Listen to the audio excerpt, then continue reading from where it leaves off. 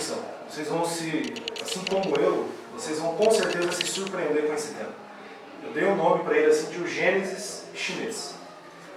E o Gênesis nós temos ali o livro da Bíblia, o primeiro livro da Bíblia, o Gênesis, o começo, o início. Nós vamos ver uma relação entre a Bíblia, entre o livro de Gênesis da Bíblia e a escrita chinesa. E todos nós sabemos aqui que o povo chinês é um povo assim milenar. Se existe um país hoje, uma cultura hoje que existe há muito tempo, de forma ininterrupta, é o povo chinês. Se nós olharmos essa cronologia, por exemplo, o dilúvio universal, os especialistas, os teólogos, os pesquisadores em geral, eles datam mais ou menos o dilúvio na época ali de 2611, né? O ano de 2611 a.C. É por volta desse ano que aconteceu o dilúvio que está relatado em Gênesis. A Torre de Babel, por volta do ano 2420 a.C. Aí nós temos a criação da escrita chinesa. Ela é datada pelos especialistas no ano de 2400. Você pode observar que a criação da escrita e a Torre de Babel, você tem 20 anos. E nós sabemos que o que aconteceu na Torre de Babel, naquele evento lá? Confusão, né? A confusão dos idiomas. A confusão dos idiomas. Houve uma necessidade de ter algo escrito agora para que pudessem facilitar a sua comunicação naquele povo. Depois nós temos ali o Imperador Shun. Esse imperador foi o primeiro imperador chinês. Ele fez algo incrível, ele começou a constituir uma unidade daquele povo, transformando aquilo em uma nação verdadeira. Isso no ano 2230. No ano de 2205 a.C., a primeira dinastia começa a surgir. Essa dinastia Xia, ela ficou por vários séculos, onde tinha lá o imperador, aí depois o filho esperava o imperador, e assim por diante. Abraão, ele vem surgir somente no ano 2166 a 1991 a.C. Moisés, por volta do ano 1500 a 1400, foi quando ele viveu aqui na Terra. Ali foi escrito Gênesis, e foi Moisés que escreveu o livro de Gênesis, né, o Pentateuco, e mais o livro de Jó. E você vai perceber que Confúcio tem um papel muito importante na China. Confúcio ele acaba dando origem a uma religião chamada confucionismo. E ela surgiu somente 500 anos antes de Cristo, mais ou menos. Isso vai nos dar um pensamento um pouquinho mais para frente para a gente poder dar uma refletida. Jesus, o nascimento dele por volta do ano 13 a 5 anos de Cristo, mais ou menos por volta desses anos ali. Até alguns falam que é o ano 6 antes de Cristo. E o budismo, que é uma outra religião, ela entra na China de forma oficial no ano 68. Isso vai nos fazer observar alguns pontos mais à frente. Uma das coisas que nos chama a atenção é que o Gênesis, do capítulo 1 ao capítulo 11 de Gênesis, onde você vai ter a história da criação, da queda do ser humano, você vai ter ali a questão do dilúvio, Torre de Babel. Você vai observar que muitas pessoas falam que esses 11 capítulos são apenas capítulos de fantasias. Não tem nada de histórico, não tem nada de verdadeiro. Será mesmo?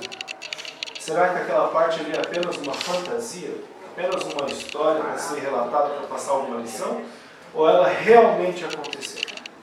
Nós vamos poder observar nesse estudo de que lá no idioma chinês, na história chinesa, nós vamos encontrar alguns relatos, algumas evidências que apontam para esses acontecimentos realmente terem sido reais.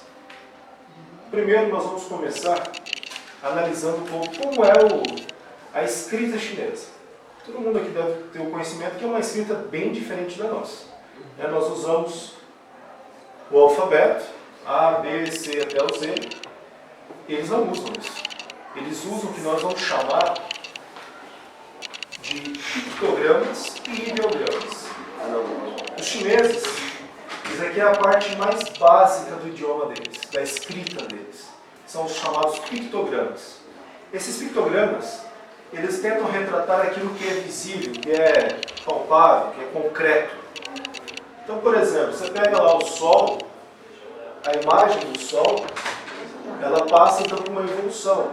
Então, uma bolinha com um pontinho dentro representava o Sol. Isso foi se melhorando até chegar numa escrita mais atual. A árvore, você tem lá o desenho de uma árvore, como foi feito o pictograma, até chegar no que é usado atualmente. Então aqui você teria o solo, esse risquinho, esse traço é o solo, as raízes da árvore e a parte superior dela, o tronco, retratando uma árvore. Então eles sempre têm essa uma lógica, eles observam que eles vão ter uma lógica nos seus desenhos. Sempre é algo ali que está sendo visível. Parece um pouco com a língua japonesa, não é não, né? Isso, parece um pouco. Mas tem algumas semelhanças, mas não é. A língua chinesa ela é anterior dos japoneses. Montanha, por exemplo, tá? Uma rede de montanhas, deu esse símbolo. E assim por diante. Só que pictograma, você não consegue falar, usar ele para explicar tudo que existe. São coisas concretas. Mas, por exemplo, sentimentos, amor, felicidade, que são coisas mais abstratas, que você não tem como trazer aquilo ali para um desenho específico. Aí surge o que nós chamamos de ideogramas. Os ideogramas vão transmitir ideias. Tá? Essas ideias, para você construir um ideograma, você vai juntar pictogramas. Então eles começam a juntar pictogramas para formar o que nós vamos então ter de um ideograma. Então nós pegamos, por exemplo, beleza, você pode perceber que você vai ter 3 pictogramas aqui juntos. E assim por diante. Nós vamos analisar alguns deles daqui a pouco. A gente vai perceber algo realmente fantástico neles. Resumindo, então, os pictogramas eram satisfatórios para representar os objetos, as coisas concretas, mas insuficientes para expressar conceitos abstratos, a felicidade, a alegria.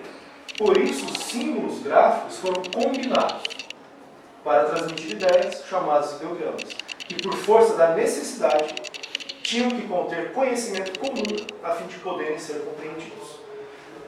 Imagina você querer fazer uma escrita com símbolos, para você transmitir esse conhecimento dos símbolos, você já tinha que ter um conhecimento prévio antes, para que fosse fácil você aprender aqueles símbolos. Então tinha que ter algum conhecimento comum, que todos pudessem ter o conhecimento dele, todo mundo pudesse saber o que tinha acontecido, por exemplo, para você basear aqueles símbolos nesse conhecimento. Então isso vai nos chamar a atenção, porque vocês vão começar a perceber mais um pouquinho para frente que esses ideogramas, esses desenhos, eles têm alguma semelhança com o Gênesis da Bíblia, com a história da criação, por exemplo, com a história da queda e outras mais. Tem que ser algo realmente comum. E lembrando o seguinte, quando que foi feita essa escrita chinesa? Só voltar aqui. Olha só. A criação da escrita foi muito próximo da Torre de Babel.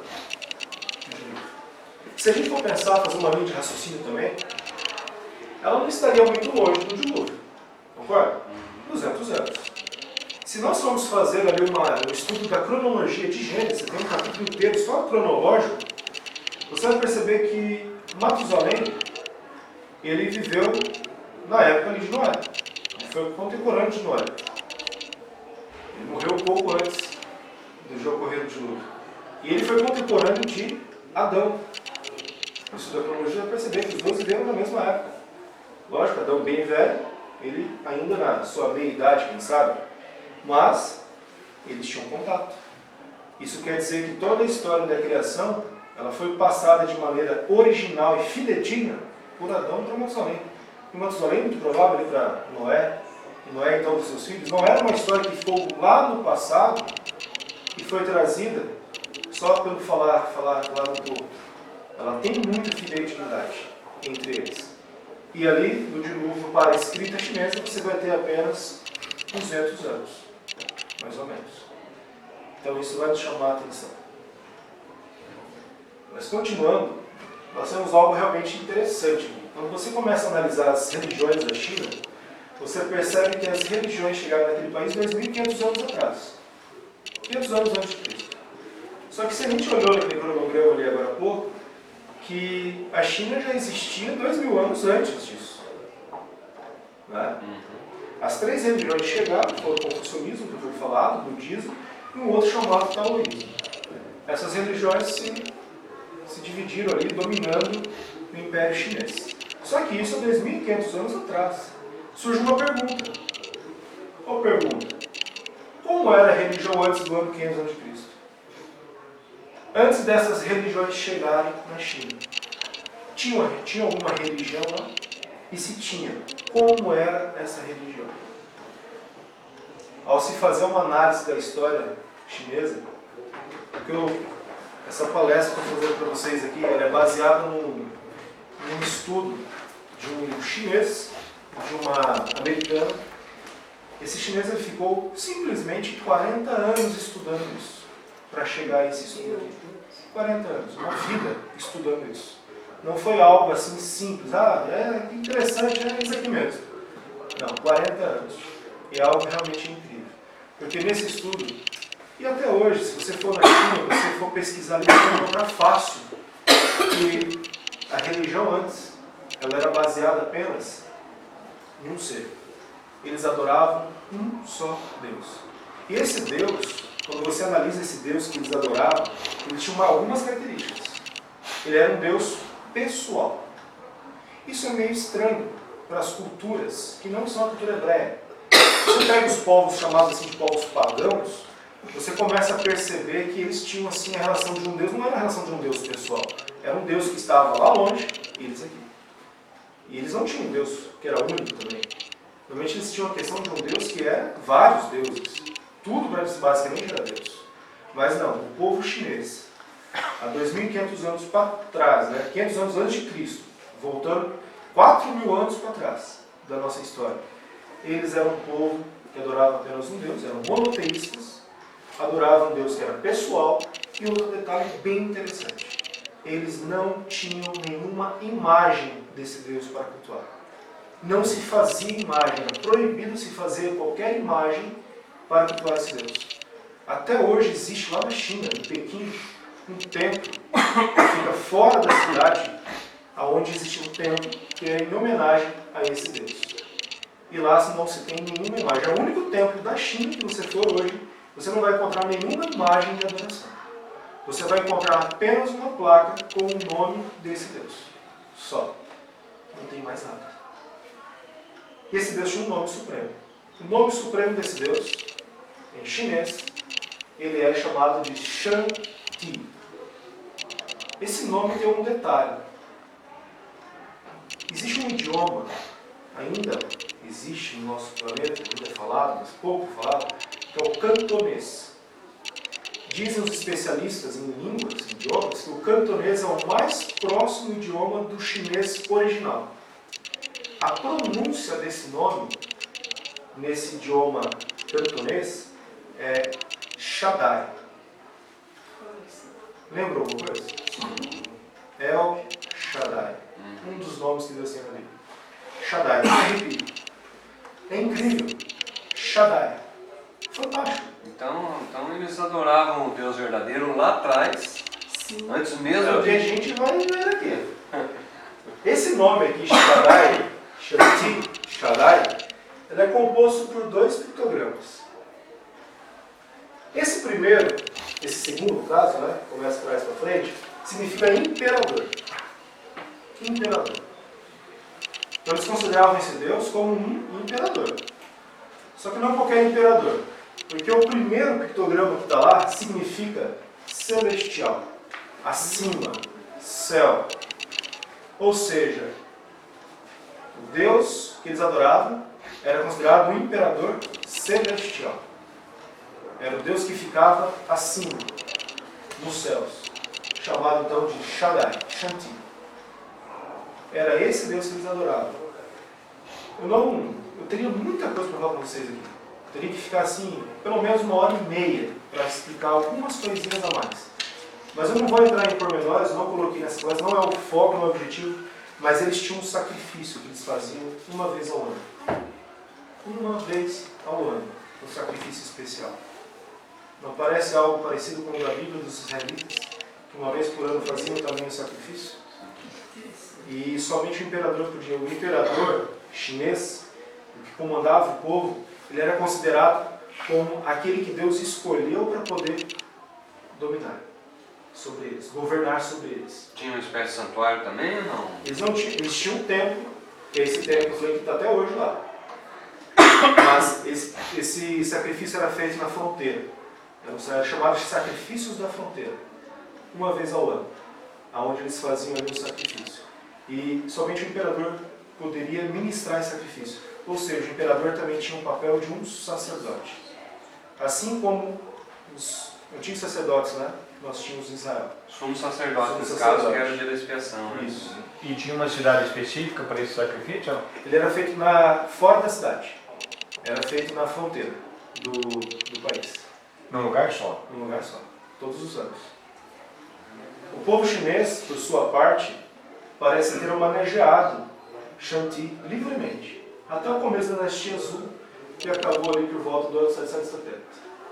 Nesses anos ali, os líderes religiosos, eles, desejosos de enfatizar a majestade desse Deus, desse imperador celestial, eles fizeram algo que foi um erro. Eles começaram a limitar de tal modo a fé que apenas o imperador foi considerado suficientemente bom para adorar Shanti. Foi um erro. Entraram no judaísmo aí.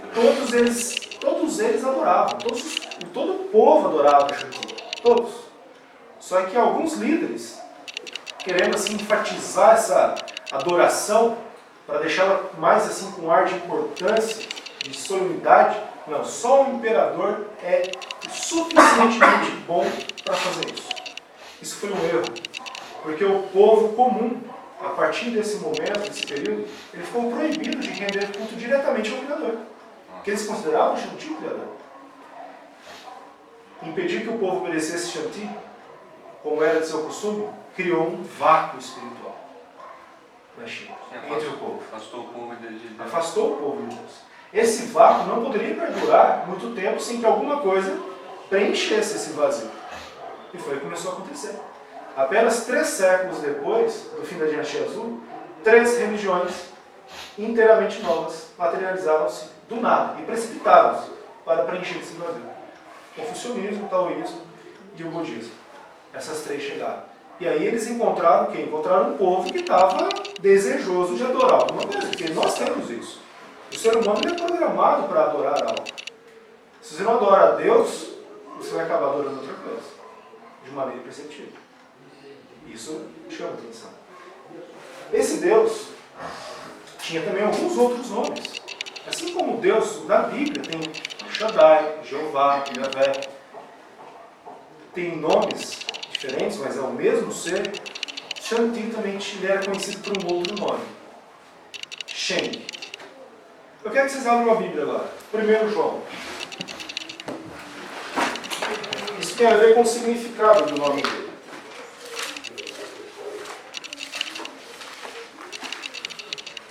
1 João, ali, capítulo 1, verso 1 a 2. Olha só. O que era desde o princípio, o que vimos com os nossos olhos, o que temos contemplado e as nossas mãos tocaram da palavra da vida, porque a vida foi manifestada e nós a vimos e testificamos dela e vos anunciamos a vida eterna que estava com o Pai e nos foi manifestada. Qual é o significado de Shem? Shem é o Deus que se manifesta, é o Deus que se mostra, que se faz, que se torna conhecido. Esse é um outro título que esse Deus recebeu. Um Deus que se fez reconhecido, que se manifesta para o povo. Interessante. Um Deus que se manifesta. A construção desse templo que você citou e até os sacrifícios, eles aconteceram antes de Moisés construir. Tudo antes de Moisés. Né? Isso nos chama atenção. Antes do Gênesis ser escrito, antes do conhecimento bíblico nosso estar ali agora escrito, já ocorria esses sacrifícios, já tinha esses nomes todos, já se tinha esses conceitos, e os conceitos que nós vamos ver daqui a pouco, baseado na escrita, nos símbolos, já existiam todos. Antes de ter alguma coisa escrita em relação a Moisés. Moisés não tinha nascido. Ao se analisar a história chinesa, existe um livro, Clássicos da História, um livro chinês que ele tem mais de 13 mil anos que foi escrito, uma Confúcio ele fez uma compilação, então Confúcio acabou fazendo uma compilação, você vai perceber que Shanti, ou Shaddai, tinha alguns atributos. Ele era soberano, ele era onisciente, imutável, onipresente, onipotente, ele era infinito, ele era santo, ele era fiel, ele era bondoso, ele era bom, ele era piedoso, ele era justo, ele era amor também, coloquei ali. E acima de tudo também ele era criador. Se você olhar esses atributos que os chineses consideravam em relação a esse Deus, Shanti, são os mesmos atributos que a Bíblia nos ensina sobre o Deus Jeová. É o Shaddai. Os mesmos atributos. É muito paralelo, é muito nítido, muito parecido. E quando nós olhamos esses sacrifícios da fronteira, eu trouxe para vocês aqui, são 3 textos, pequenos textos que me permita ler na íntegra, que são o que o imperador ele tinha que ele falava. Era uma oração que ele fazia a esse Shanti, no seu sacrifício. Essa oração que vocês vão ver, ela tem 4.000 anos. Remonta lá ao ano de 2.500 antes de Cristo. Bem antes. Então nós temos aí 4.500 anos que isso foi dito e foi daí trazido pela história até chegar a nós. Ele falava o seguinte: no princípio, há muito tempo, havia um grande caos, sem forma e escuro. Os 5 elementos, que são os planetas que eles conheciam ali, porque eles eram visíveis no céu, não tinham começado a girar, nem o sol e a lua a brilhar. Tu, ó soberano espiritual, primeiro dividiste as partes mais grosseiras das mais puras. Tu fizeste o céu, tu fizeste a terra, tu fizeste o homem.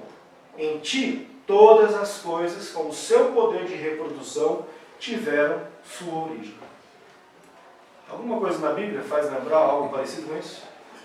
No princípio criou Deus os céus e a terra sem forma e vazia. O Espírito de Deus pairava sobre as águas. Faz lembrar. A divisão das partes. A divisão da parte dos... das águas, da terra, mas do firmamento. Né? Nós temos ali algo realmente muito parecido.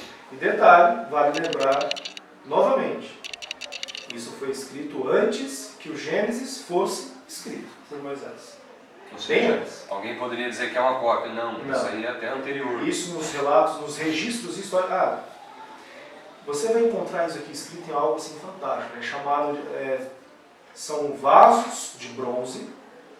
Então tem vasos de bronze daquela época, onde eles escreveram isso em vasos de bronze. Tem também ossos de animais e de ser humano, onde eles também escreviam. Escreviam isso em ossos, em vasos de bronze, e isso chegou até nós. Então, assim, a China ela tem sido muito... ela tem um ambiente novo ainda para a ciência. Porque agora que ela se abriu para o mundo, e as pesquisas estão começando a acontecer. A China está se espalhando, construindo muitas cidades novas ali, e isso vai remoendo a terra. E muitas vezes se encontram muitos achados que estavam perdidos da arqueologia ali. Então nós temos ali muita coisa para ser descoberta ainda. São as provas materiais. E muitas coisas que já foram descobertas para esse conhecimento de um Deus único, o Shanti, o Shaddai. Um outro relato, pode perceber que esse é um registro que está no livro de 1852. Foi escrito há bastante tempo já. Tu garantiste, ó ti, né, Shanti, a ti, que nos ouvirás, porque tu olhas para nós como um pai, e eu, teu filho, insensato e desluzido, sou incapaz de expressar meus devidos sentimentos. Muita coisa parecida com a Bíblia, mas que tem algo mais interessante para a gente raciocinar aqui e refletir em cima disso aí.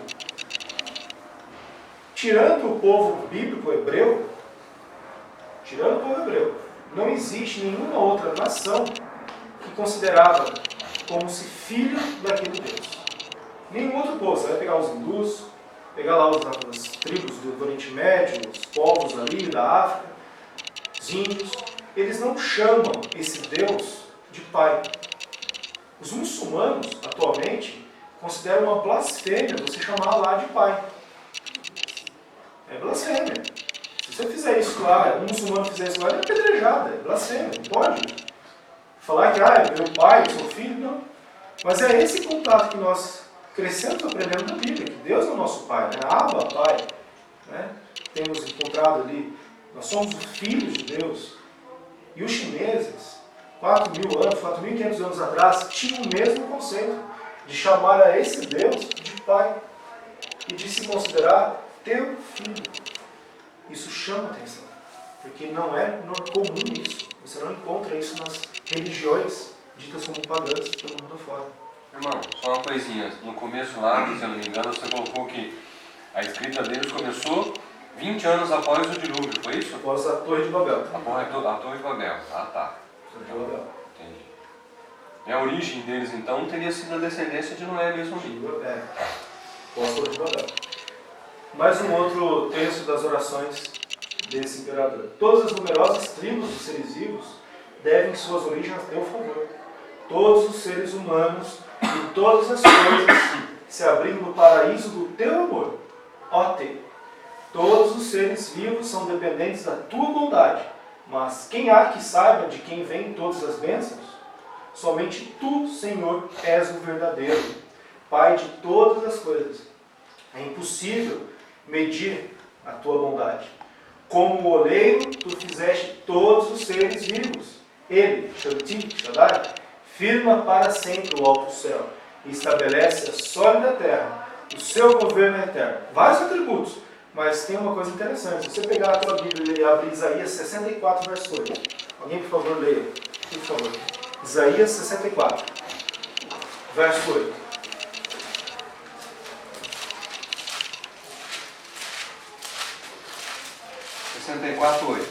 Mas agora, ó Senhor, Tu és nosso Pai, nós somos o barro e Tu o nosso oleiro, e todos nós obra das Tuas mãos.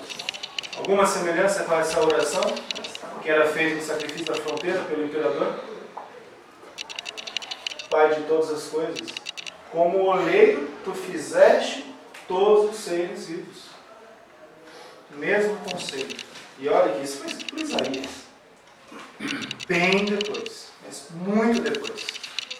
Isaías é por volta do ano 600, 800 a.C. Isso aqui foi 2.000 anos, 2.200 antes que Isaías pudesse escrever essas palavras. Uma coisa interessante ali, Rafael, que a gente vê é que ele coloca sempre exaltando o nome ali, né? Maiúsculo ali, né? Sim, isso está, não fui eu que falou aqui não, isso está realmente no escrito original. É original já. É original.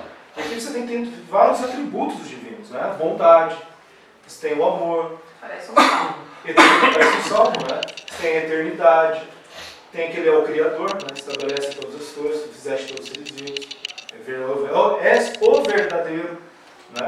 Então você tem vários atributos bíblicos, divinos, nos textos desse imperador chinês. E também relevante, aí eles chamam Deus de Senhor, né? Senhor, respeito. Né? O Senhor soberano, muitas vezes você vai encontrar dessa forma também. Bem, exemplos do relato bíblico do livro do Gênesis na escrita chinesa. Aqui a gente chega na alma desse estudo aqui.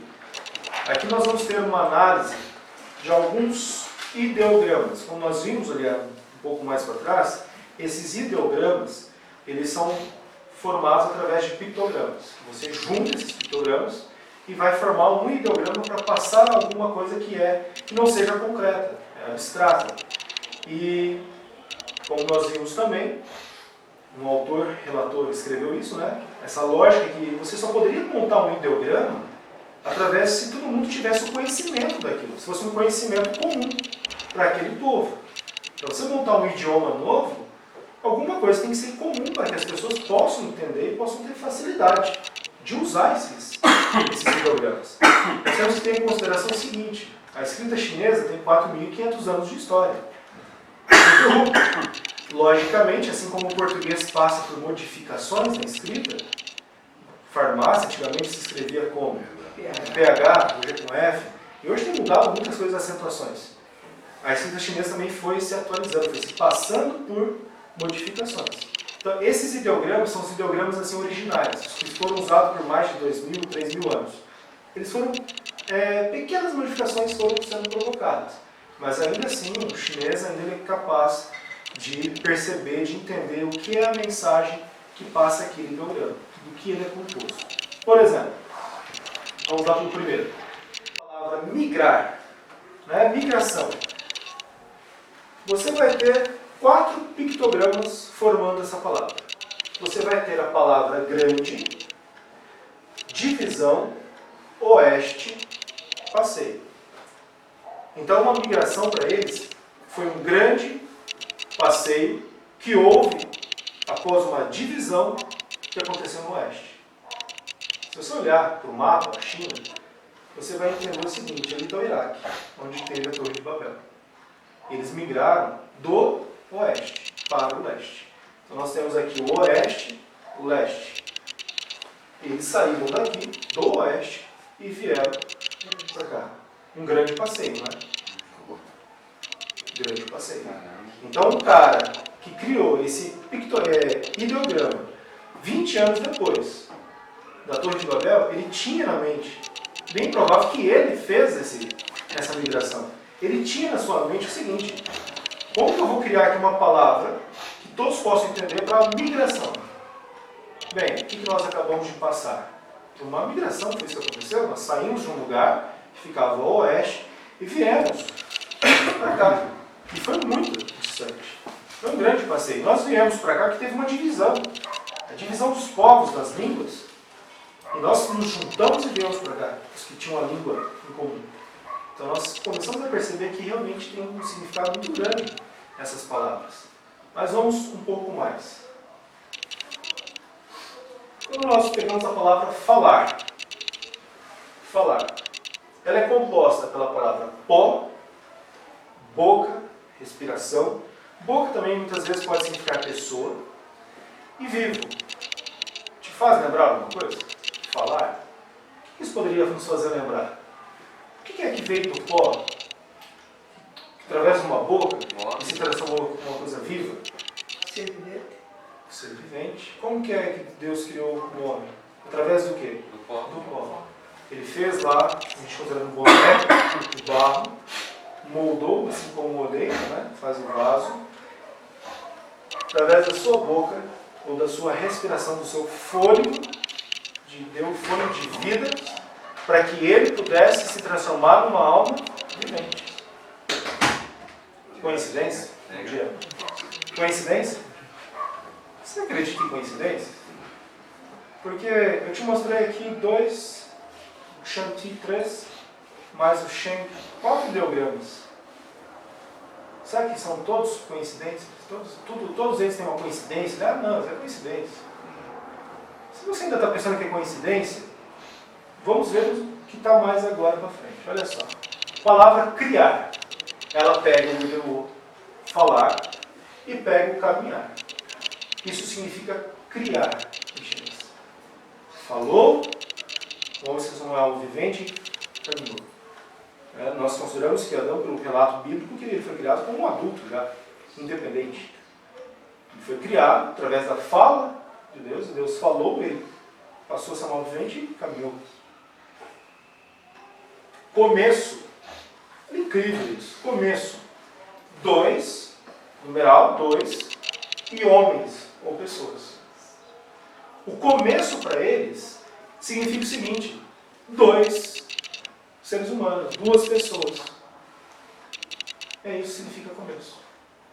E como que foi a história do começo da vida na Terra?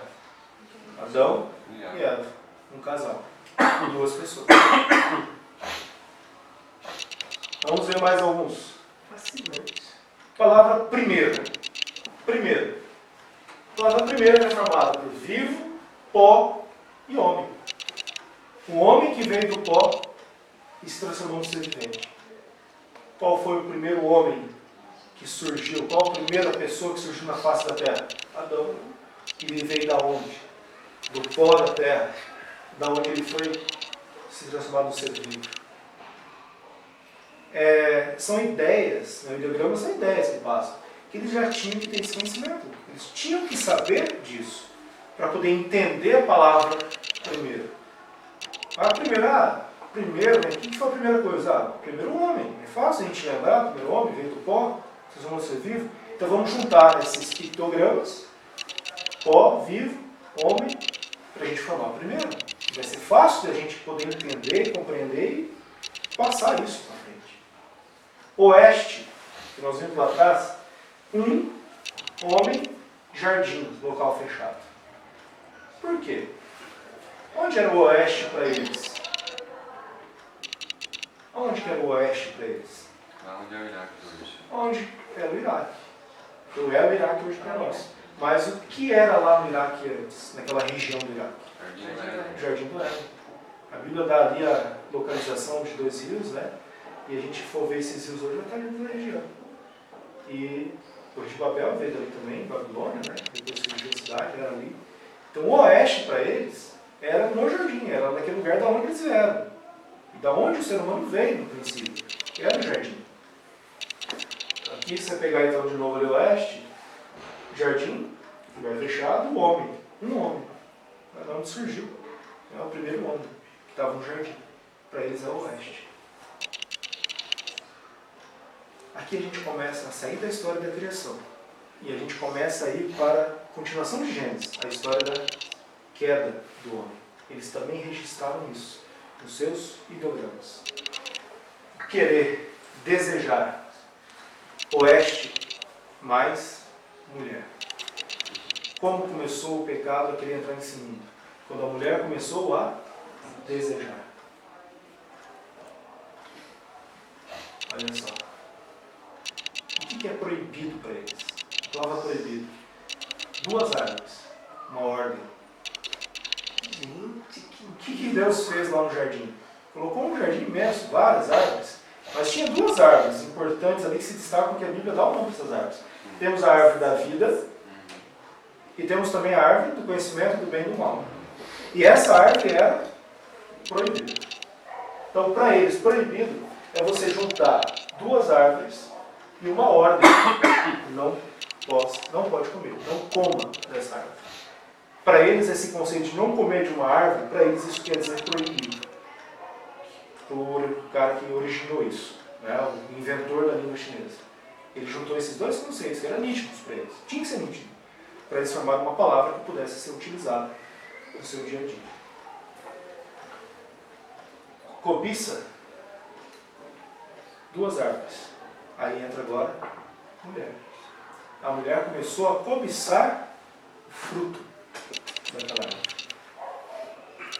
Se você olhar para a palavra jardim, já viu um jardim agora há pouco?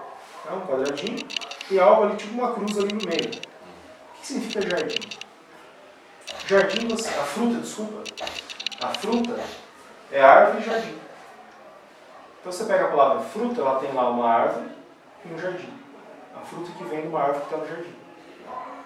Faz lembrar da fruta da árvore que ficava no jardim. Se você pega então agora o diabo, Satanás, ela envolve jardim, envolve um homem, pessoa, envolve segredo, envolve vida ou emoção. Diabo, Satanás. O jardim, ele veio de forma secreta, com um segredo, você vai se tornar como Deus. Esse é o segredo que Deus quer que você conheça. Né? E sabe o jardim que fez ali, em relação a uma pessoa, no caso da Eva, depois do Adão, e vida ou emoção, trouxe uma emoção ali nesse dia.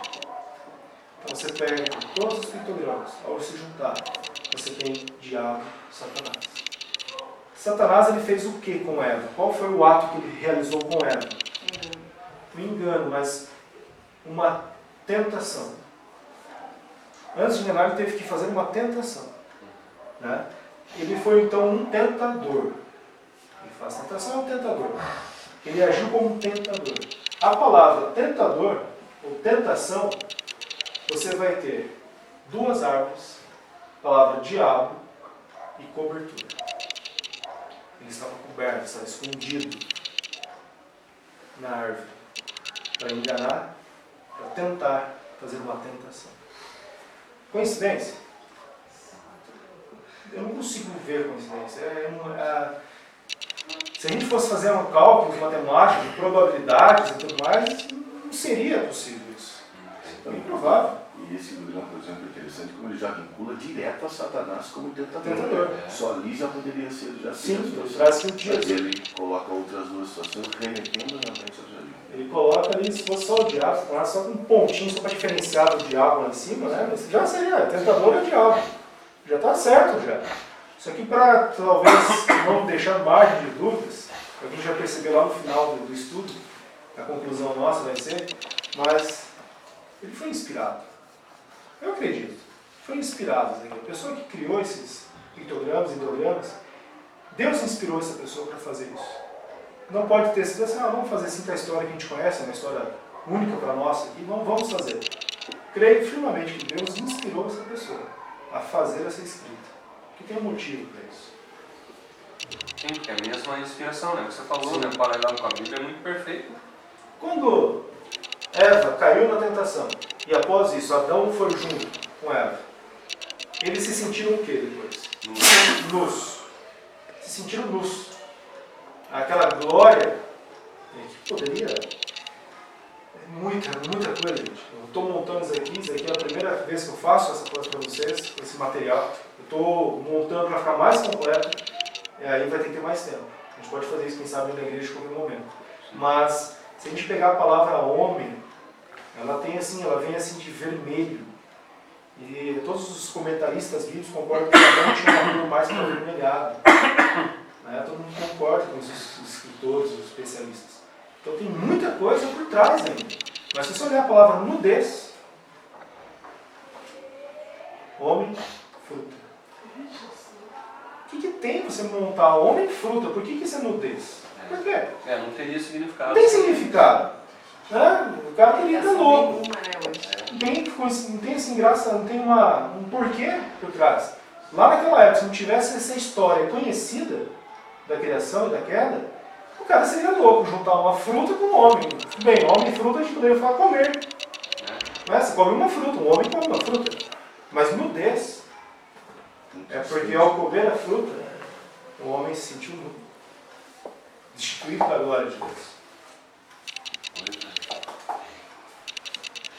Quando eles se sentiram nu e ali o homem deixou de ser um ser perfeito, passou a ser agora um ser mortal, porque ele se destituiu da glória de Deus que concedia a eles imortalidade.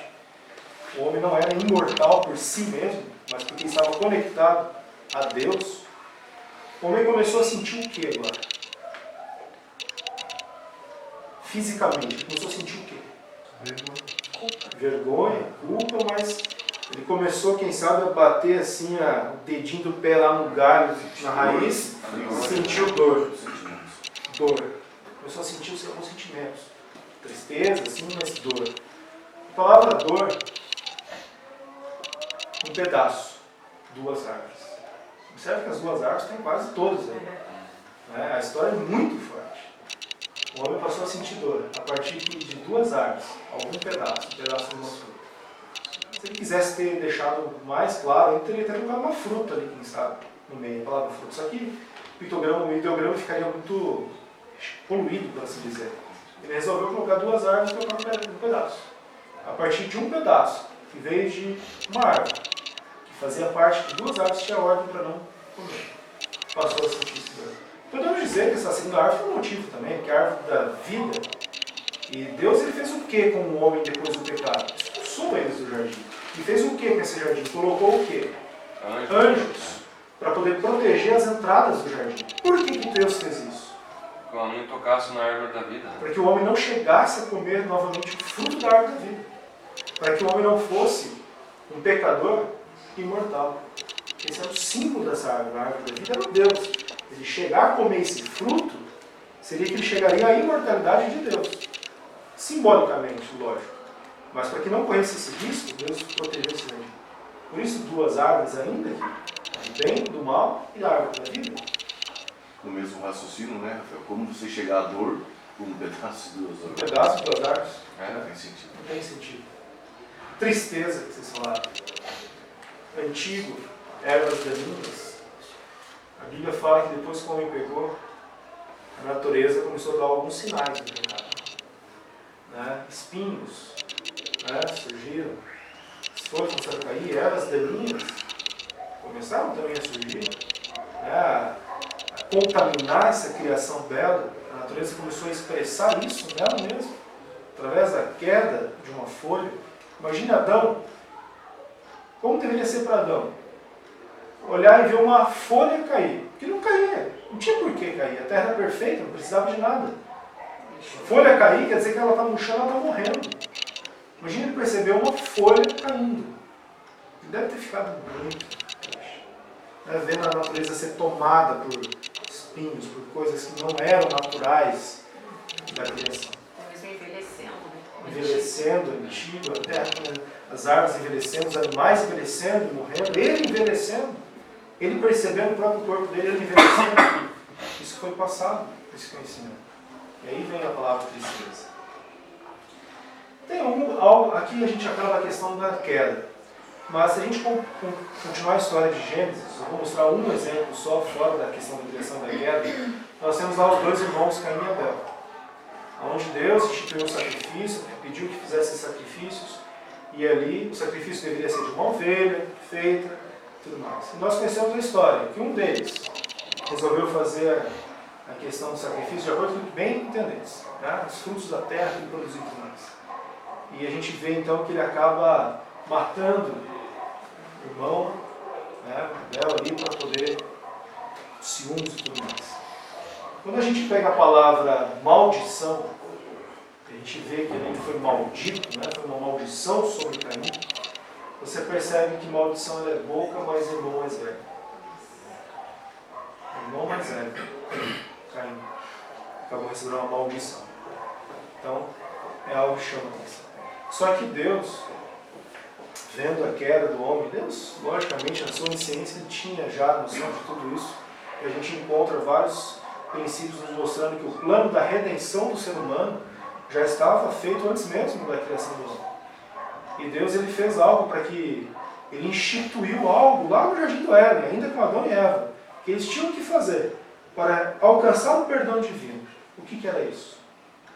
O que eles tinham que fazer para serem justificados? O sacrifício de um animal, de uma ovelha, que tinha que ser pura, limpa, perfeita, para que ali pudesse ser um símbolo daquilo que viria no futuro. Se você pegar a palavra justificado, você tem ovelha, mais mão, mais lança. O que uma mão faz com uma lança em relação a uma ovelha? Você mata ela. A palavra justificado, ela consiste de um sacrifício de um animal puro. Uma ovelha. Ovelha, isso tem Gênesis. É a ovelha que Deus instituiu. Não foi lá um cachorro, não foi uma onça, não foi ovelha. Não foi um boi, não foi um touro, não foi um pombo, foi a ovelha. A Bíblia também fala da lança, né, que o soldado usou para ferir Jesus ali na cruz, né? Também. Mas aqui tem a ver com a questão do sacrifício de uma ovelha. E se você olhar também uma outra palavra, essa palavra, se a gente pegasse a palavra eu, ou nós, eu e nós, ela tem os dois símbolos de cima. Eu, nós aqui, existe mão e lança, juntos. Quando você pega a mão e pega a lança e junta elas, forma a palavra eu, ou nós. E aí você tem uma outra palavra para justificar. Você tem outro ideograma para justificar. Não é que é outro, né? É o mesmo. Se você olhar para cá, eles estão juntos aqui. Né? Mão, lança, ovelha. Então você tem uma outra interpretação desse ideograma. Porque aqui eles estão juntos, não estão lá. Eles estão emendados aqui. Tá? Igual aqui. Eu. Então você pega aqui que justificado é ovelha, eu, nós. Ou seja, somos nós debaixo de uma ovelha. Nós somos justificados como? Quando nós aceitamos o sacrifício de Jesus, que é a ovelha de Deus que tira o pecado do mundo. E você vê isso implica que a justificação, ela foi possível ao pormos os nossos pecados sobre a ovelha a ser ofertada. E sabemos que a ovelha representa o verdadeiro cordeiro, que seria sacrificado, isto é, Cristo. João 29 fala, no dia seguinte João viu Jesus, que vinha para ele e disse, eis o Cordeiro de Deus que tira o pecado do mundo. 1 Coríntios 5,7 Porque Cristo é a nossa Páscoa, que foi sacrificado por nós. Os chineses já possuíam um conceito de justificação, de que algo deveria ser feito para que eles pudessem ser justificados. Concluindo, nós vemos então que o povo chinês existia aproximadamente 700 anos antes do livro de Gênesis ter sido escrito. Porém, o fato de que os caracteres chineses podem ser usados como figuras para descrever o livro de Gênesis é impressionante. Agora vocês devem ficar impressionados, assim como eu fico impressionado com tudo isso. A minha esposa ela é testemunha disso. Eu estou lendo os livros que falam sobre isso, pesquisando.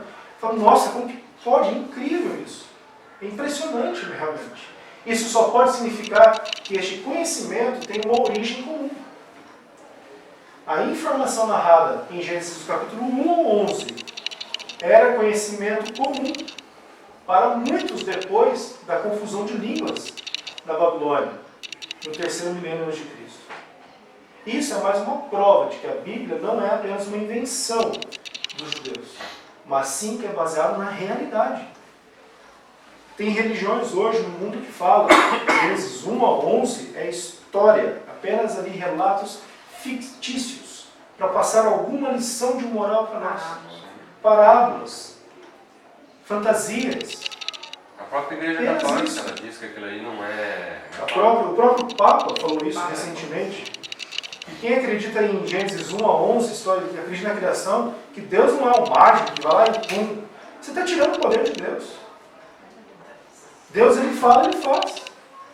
Você está tirando, você está diminuindo Deus quando você fala isso. Quando um líder religioso me fala algo desse tipo, faz a gente pensar. A que Deus ele está servindo? Porque se ele fala que Deus não tem o poder de criar algo a partir do nada, ele não pode ser Deus. Ele não pode ser Deus. Ele não tem capacidade para ser Deus. E mais, nós temos um verso da Bíblia que está lá em Atos 14, diz o seguinte: nos anunciamos que vos convertais dessas vaidades ao Deus vivo, que fez o céu, a terra, o mar e tudo quanto há neles, o qual nos tempos passados deixou andar todas as gentes em seus próprios caminhos, e contudo não se deixou a si mesmo sem testemunho. Deus ele já preparou todo o caminho para a pregação do Evangelho. Todos os povos, aí seria um outro título para uma outra coisa, uma outra palestra. Mas todos os povos antigos têm a noção de um Deus Criador. E esse Deus Criador é o Deus soberano. Eles podem ter vários deuses. Mas existe um Deus soberano. A gente for um pouco, não precisa ir muito longe, no período da Grécia Antiga, você vai ter ali o panteão grego. Vários deuses, vários. Só que existia um Deus que era o principal. Era o Deus soberano sobre todos os outros, que é chamado de Zeus. Você vai ter em todos os povos esse conceito. Deus ele não deixou os povos às cegas. Ele preparou um caminho. Ele deixou um testemunho dele. Os chineses, hoje, é o país que mais cresce o cristianismo hoje no mundo. Muitos chineses estão se convertendo ao cristianismo, a Deus, a Jesus. E um dos métodos que está sendo utilizado é justamente esse daqui. Mostrar para eles que o povo dele, que é o povo chinês, lá no princípio da sua origem, adorava apenas um Deus. E esse Deus é o Deus soberano, o imperador celestial, que é o Deus que domina o seu espírito. E que na sua escrita eles conseguem encontrar vários relatos bíblicos. Eu poderia falar aqui só sobre o dilúvio. Se eu quiser falar sobre os ideogramas, eu posso mostrar aqui. Tem vários. A questão do barco. A palavra barco, ela envolve simplesmente a palavra, o número 8 e a palavra pessoas. Isso é barco. O que é barco? Qual o primeiro grande barco, embarcação? Noé entrou dentro do barco, da arca, com quantas pessoas? 8. Como que? De onde eles tiraram isso? Então nós vemos que Deus, ele preparou. Agora, o testemunho foi deixado. Cabe a nós continuar levando esse testemunho hoje bíblico para essas pessoas. A gente não vai poder sair daqui para a China fazer isso. A gente pode fazer isso para as pessoas que estão ao nosso redor. Tem alguns que duvidam que a Bíblia é o livro de Deus. Mas quando você pega ideogramas, pega a escrita chinesa, começa, tem pessoas que são muito racionais, elas precisam ter algo fora para poder, quem sabe, chamar a atenção para a Bíblia. Creio eu que isso é uma alternativa muito interessante. Para você chamar a pessoa e falar, peraí, é coincidência isso? Será que você tem como negar isso daqui? Ah não, mas ele foi escrito depois. Não, todos os achados históricos, arqueológicos indicam que isso foi escrito há mais de 4.000 anos atrás. Foi criado 4.000 anos atrás. Deus deixou um testemunho. Que nós possamos ser assim, o condutor desse testemunho. Que através desse relato possamos inspirar a querer também deixar um testemunho de Deus para as outras pessoas. Que possamos levar essa mensagem aonde for necessário. Deus já preparou o caminho. O chinês é uma prova disso. Outros povos também. Tem vários povos ao redor do mundo. Se você pegar os havaianos, tem a história do dilúvio, tem a história de sacrifícios, mais várias. Deus preparou o caminho. Como na verdade disso, até a palavra, os antigos chineses ensinavam, o Noé era nu. Muito parecido. A pronúncia, a questão de quantidade de sílabas e consoantes. E dilúvio, você tem mais de 200 povos antigos que têm relatos. Nós temos aqui o Almirante Tamandaré, aqui perto de nós. Tamandaré é um nome indígena, que significa grande navegador, que era considerado o grande navegador que lá antigamente teve uma inundação global que foi o responsável por salvar a população dos índios deles lá, o povo dele lá atrás. Tamandaré nada mais é que Noé, mesma coisa, é o mesmo personagem. Mas com que para o índio ter criado esse nome é porque ele já tinha... Para ele ter criado essa noção, essa história, porque ele tem que ter vindo de algum lugar. Né? Nós temos uma base comum, isso é fato. Existe algo comum que dali se originaram todas as outras demais, alguns falam de mitos, fantasias dos povos antigos. Mas se você olhar essas histórias, você vai ver algo muito comum com a história bíblica. Teve apenas um princípio, realmente. Então que possamos refletir e levar adiante essa mensagem. Né? Essa mensagem que Deus tem preparado realmente um caminho para todos os povos. Vamos tocar a oração? Em pé,